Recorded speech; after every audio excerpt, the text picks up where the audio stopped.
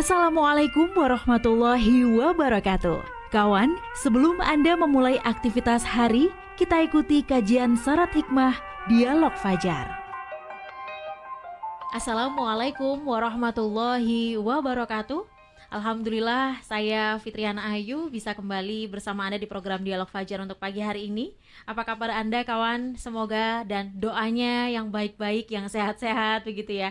Kalaupun ada beberapa di antara Anda yang kurang dalam keadaan sehat, doanya kita semuanya kembali disehatkan, dimampukan beraktivitas kembali seperti semula. Untuk yang dalam perjalanan juga sama, doanya semoga diberi kelancaran perjalanan, gak ada yang padat untuk pagi hari ini, jalurnya lancar semuanya. Seperti doa kita kemarin, berharapnya bisa ketemu lagi dengan Ustadz Mim dari pesantren Al-Quran Nurul Falah. Alhamdulillah dikabulkan oleh Allah. Assalamualaikum Ustadz Mim. Waalaikumsalam warahmatullahi wabarakatuh. Alhamdulillah, doanya selalu sehat Ustadz. Alhamdulillah sehat, luar biasa, semangat, Allahu Akbar. Allahu Akbar, betul-betul. Kemarin menyimak soal doa gitu ya Ustadz ya. Doa itu kan ternyata ada yang masih ditahan dulu atau nanti di akhirat gitu ya Ustadz ya. Berarti doa kita itu ya terkabul begitu, hanya caranya dan waktunya gitu ya Ustadz ya. Nah untuk pagi hari ini Ustadz, adakah penghalang dari doa kita Ustadz? Oh ya, baik. Terima kasih Mbak Ayu. Temboknya, halang rintangnya ini harus dibersihkan itu apa ada? Terus gimana cara bersihinnya gitu ya Ustadz Mim? Iya. Monggo selengkapnya bersama Ustadz Mim Saiful Hadi. Baik, terima kasih Mbak Ayu, terima kasih kawan-kawan semuanya. Puji syukur alhamdulillah, mari selalu kita panjatkan kehadirat Allah Subhanahu wa ta'ala. Tak henti-henti saya mengingatkan diri saya sendiri dan kita semuanya untuk terus bersyukur dan tetap bersyukur dalam keadaan bagaimanapun. Salawat dan salam semoga senantiasa tersanjung kehadirat panutan kita, teladan kita, junjungan kita Rasulullah Muhammad sallallahu alaihi wasallam beserta keluarga dan para sahabat semuanya. Kawan-kawan sekalian yang dirahmati oleh Allah, ya kalau singkatnya yang telah kita bahas yang lalu, semua doa akan dikabulkan. Pokoknya tidak minta dua hal yang kemarin itu ya. Oh iya, betul Ustaz. Kemudian dikabulkannya ada yang spontan ya, segera itu ya. Ada yang segera ya, bahasanya segera. Ada yang ditunda nanti di akhirat, dan yang ketiga ada yang digantikan gitu ya. Sesuatu yang lebih dibutuhkan, sesuatu yang lebih baik kepada hamba Allah yang berdoa tadi. Kemudian bagaimana, apakah doa ini ada halangannya? Ya tentu jawabannya ada, kan itu ya. Ibaratnya kita punya gadget misalnya Mbak Ayu ya, kita sudah ngetik teks gitu ya. Apakah semua yang kita ketik ini sampai kepada yang kita tuju? Belum tentu kan? Belum tentu, betul. Oh paket datanya tidak dihidupkan. Kan itu ya? Iya betul Ustaz. Yang kedua, ternyata paket datanya hidup, kemudian tagnya sudah selesai, tapi tidak diklik kirim. Kan betul. Gitu ya. Sering itu Ustaz. Kan itu tuh. Atau ternyata yang ketiga, yang diketik tujuan pengirimannya salah, tidak pada alamat yang kita tuju. Kan juga nggak sampai kan ya. Betul. Ya kan begitu. Atau misalnya pas kita kita ngirim itu tiba-tiba baterai kita habis, jadi belum sempat dia naik terus mapet gitu kan gitu ya. Iya betul. Nah ini ya sama dengan doa kita. Kalau doa itu nanti terhalang, sebetulnya doanya kalau tersampaikan itu dikabulkan oleh Allah. Ya sampai maksudnya doanya tersampaikan pada Allah dikabulkan. Tapi doa-doa yang disampaikan ini ada yang tidak tersampaikan gitu ya. Ada yang terhalang sehingga tidak terkirim lah gitu ya. Sehingga tidak terkirim lah. Apa saja yang menghalangi kita sehingga doa-doa kita ini tidak terkirim kepada Allah Subhanahu wa taala.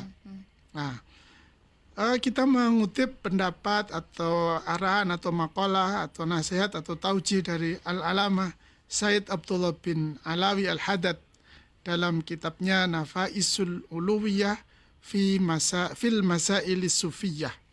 Beliau begini nasihatnya untuk kita. Wa man la yustajabu lahu lima wani'a wa awaridha qad ta'arrada lahu famin dzalik aklul harami wa lubsuhu wa al-israri ala zulmil ibadi wa du'a'u ma'al ghaflati 'anillah liqaulihi alaihi salam wa'lamu anna allaha la yastajibu du'aan min qalbin ghafilin wa minha ayyakuna qati'an li arhamihi musyahinan li ba'di ikhwanihi al-mu'minina wa hajiran lahum bi ghairi haqqin. Artinya doa seseorang bisa saja tidak dikabulkan atau tidak sampai kepada Allah karena terhalang oleh rintangan-rintangan atau awarid ya. Seperti ini awarid ya, ini rintangannya, yaitu makan makanan haram, memakai pakaian haram. Nah, itu. Ini ibarat tadi itu WA yang tidak ada sinyalnya. Ya, tidak ada sinyalnya. Masuk teke wapi ya Mbak ya, dipoco bolak-balik ya, diedit bolak-balik. Nggak ada pulsanya itu ya. Nggak ada sinyalnya. Bagaimana? Nggak akan nyampe. Betul. Nah, sinyal itu dimatikan. Sinyal kita kepada Allah itu dimatikan oleh makanan dan pakaian haram yang ada yang kita kenakan. Ini menakutkan ini pasti. Kenapa? Tunggono sampai kasarannya sampai jengking bayo. Misalnya sampai nangis misalnya loh ya. Tapi dia mengkonsumsi makanan yang haram, baik zatnya maupun caranya, termasuk pakaiannya begitu juga. Maka doa itu gak akan kemana-mana. Doa itu tidak akan kemana-mana. Ini ada sebuah kisah yang sangat bahasa saya itu ya Allah mesaknoi gitu kan ya. Ini pada zaman Rasulullah. Jadi ada Rasul sendiri bercerita, ada ibarat atau menggambarkan itu. Ada seorang laki-laki yang telah menempuh perjalanan jauh sehingga rambutnya kusut dan berdebu. Orang itu mengangkat tangannya ke langit seraya berdoa, wahai Tuhanku, padahal makanannya dari barang yang haram, minumannya dari yang haram, pakaiannya dari yang haram, dan diberi makan dari yang haram, maka bagaimana Allah akan mengabulkan doanya? Nah, ini hadis riwayat Muslim. Jadi Rasul mengatakan, meskipun usahamu itu sampai ngoyong-ngoyong gitu maksudnya ya, perjalanannya jauh sampai dia kusut itu, kemudian dia berdoa dengan mengangkat tangannya dengan sungguh-sungguh sebagai bentuk kesungguhan dia berdoa, tetapi dia makanannya haram, minumannya haram, pakaiannya haram, ya kayak tadi tidak ada pulsanya. Jadi nggak kemana-mana doanya itu. Nah, jadi yang pertama kawan-kawan sekalian rahmatullah Allah, yang menghalangi, yang merintangi doa kita adalah apa yang kita konsumsi. Kalau yang kita konsumsi ini haram, ya mau kemana doa kita? Kalau tahu itu haram, kemudian nanti bertaubat gitu Ustadz, apakah juga bisa hilang gitu haramnya tadi Ustadz? Kalau bertobat selesai kan, berarti gitu. Selesai kan bertobat itu ya. Kalau nggak sadar itu yang malah nggak. Ya apalagi kalau nggak sadar kayaknya nggak deh. Masa orang haram nggak sadar ya. Apalagi zaman sekarang ya, kan sangat mudah ya kita Masya Allah, betul, mendeteksi Ustaz. Ya, kan mudah ya, mudah sekali. Gampang mengiyakan mantu aja kadang sudah dapat ini harta tapi ternyata prosesnya haram. Nah, gitu, Ustaz, ya? Iya, wes gitu toh. Betul. Ini jadi itu sangat penting itu. Jadi yang pertama memang kita mengkonsumsi barang yang haram, baik zatnya maupun caranya. Ya, duit abang itu kalau ono statusnya Mbak Ayu, sikat kabeh misalnya gitu ya. Tapi kan jelas prosesnya diperoleh dengan cara yang tidak halal kan, dengan cara yang haram, semacam-macam lah, mulai dari mencuri, ngentit, korupsi, memeras, macam-macam lah, markup dan seterusnya itu ya. Ini menghalangi doa kita. Sekali lagi menghalangi doa kita.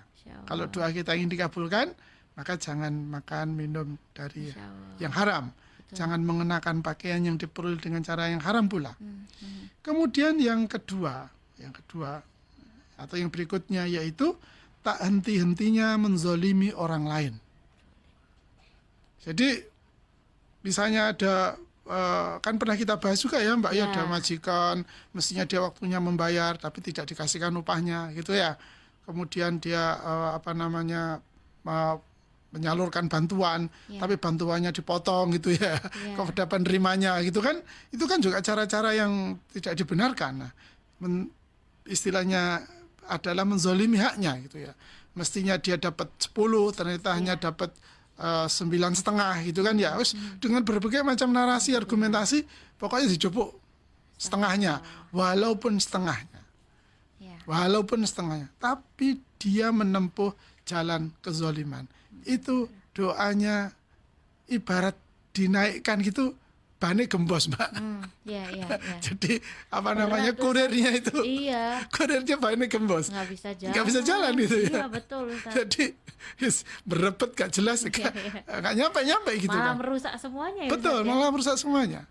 Jadi kalau kawan-kawan sekalian yang dirahmati Allah, kita ingatkan, kita muhasabah, kita koreksi diri kita. Kita ingatkan kawan-kawan kita.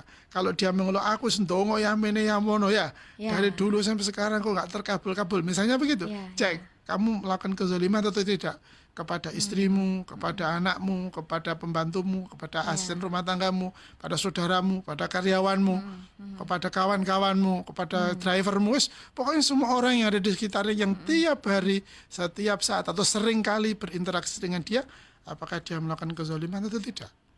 Kalau dia melakukan kezaliman, maka itu akan menghalangi sampainya terkabulkannya doa. Maka cek dulu, ayo kawan-kawan semuanya, kita berendah hati ya, kita berendah hati, kita terbuka ya, kita open mind saja, kita sedang melakukan kezaliman atau tidak pada orang-orang yang ada di sekitar kita. Tunaikan haknya mereka masing-masing dan jangan mengambil haknya dengan cara yang salah, dengan cara yang keliru. Pastikan semuanya tidak melakukan kezaliman sekecil apapun. Angel Ustaz gak angel, pokoknya gelem iso gitu kan ya. Dan kalaupun itu tobat, misal Ustaz ya, tobat itu berarti sudah mendapat jaminan Ustaz, doa kita terkabul Ustaz. Iya kan, begitu kan nanti kalau kita nanti bicara ada berdoa kan pasti yang pertama kita bertobat dulu kepada Allah kan ya. Allah maghfir lana dzunubana, kan gitu baru penting menyampaikan doanya. Jadi memang pasti tobat itu kalau dia sudah bertobat ya termasuk ini tadi kan, kalau dia aku jahat karo anak buah misalnya gitu kan ya. Tapi kemudian dia baik berdoa kan, itu Masya Allah kan itu. Berarti kezalimannya telah terlewati dan kemudian dia memulai lembaran baru. Dia berdoa kepada Allah dengan sungguh-sungguh, maka dia akan dikabulkan oleh Allah doanya dengan 3 keadaan yang kita bahas pada pertemuan sebelumnya. Jadi ini baru 2 Mbak Ayu, kelihatannya waktunya sudah habis ini ya. Masih ada Ustaz, masih ada. Sedikit tapi Ustaz, jangan banyak-banyak Ustaz. Oh, jangan banyak-banyak ya. Kita tunda juga Ustaz. Oh gitu ya. Insya Allah. Biar maksudnya itu biar doanya biar ketemu lagi. Oh iya, siap ya. Ya, prinsipnya di pagi hari ini kawan-kawan sekalian yang merintangi, yang menghalangi doa kita ada 2, yaitu kita mengkonsumsi makanan haram, minuman, pakaian yang haram, baik barangnya maupun caranya. Dan yang kedua yang merintangi doa kita karena kita berbuat zalim kepada orang-orang di sekitar kita. Semoga kita tidak melakukan kedua hal tersebut. Amin ya robbal alamin. Langsung apa istilahnya megang jitoke dhewe gitu Ustaz ya. Iya benar. Kadang itu kan ya itu tadi ya, zaman sekarang itu tiba-tiba klik saja ternyata memang saldo kita bertambah, tapi itu prosesnya dari proses yang tidak halal gitu. Betul, jadi bisa menjadi penghalang doa. Semoga kita terhindar semuanya Ustadz. Amin. Terima kasih. Amin. Kita tutup dengan doa kafaratul majelis. Subhanakallahumma wa bihamdika nasyhadu an la ilaha illa anta nastaghfiruka wa natubu ilaik. Demikian kawan Dialog Fajar pagi hari ini. Saya Fitriana Ayu dan juga Ustadz Mim Saiful Hadi pamit. Wassalamualaikum warahmatullahi wabarakatuh. Waalaikumsalam warahmatullahi wabarakatuh. Program Dialog Fajar yang baru Anda simak kerjasama Suara Surabaya dan Pesantren Al-Quran Nurul Falah Surabaya, lembaga dakwah yang amanah, profesional, dan berbasis Al-Quran. Pesantren Nurul Falah mencetak guru-guru Al-Quran dengan metode tilawati dan tahfidz Al-Quran. Informasi dan pemberian donasi hubungi 031 828 1278 atau nurulfalah.org. Wassalamualaikum warahmatullahi wabarakatuh.